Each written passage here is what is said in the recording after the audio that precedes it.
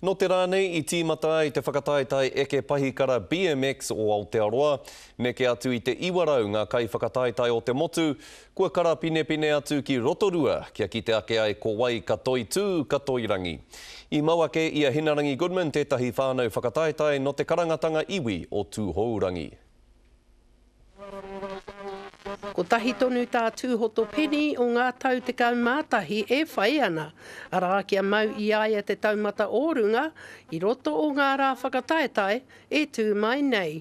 Kia haere ki roto i te tīma Māori 11s, kia haere ki Ahitereiria, kia reihi i ngā tangata mai Ahitereiria, tēnei tau. Ai.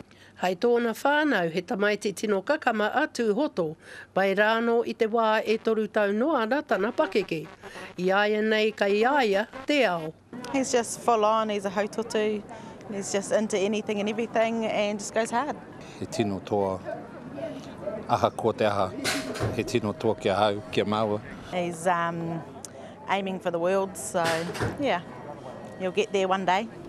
I tēnei tau e rua atu o te whānau kai te whakataetai eke maunga, te toa tuatahi mō Aotearoa, me Oceania te moana nui ākiwa. Āpiti atu hoki ki ngā kura tuarua o te arawa. Ai mo te eke maunga, ko i te toa Aotearoa. Karea kei te reihi tēnei, wiki no te mea, te haere ki Japan tēnei tau. So, me tiki moni mo te rake. So, Tērā hoki te whakapono kaha, mā roto i te whai i enei tūmomo whakataetai. Tērā e tae ai te whakakoikoi i te hinengaro, i te ngākau me te wairua o te tamaiti. It's great, keeps them out of trouble, keeps them busy all the time. Te mea nui rawa atu, he rā whānau, he rā whakangahau mō te katoa. Ko Hinarangi Goodman, mō te karere.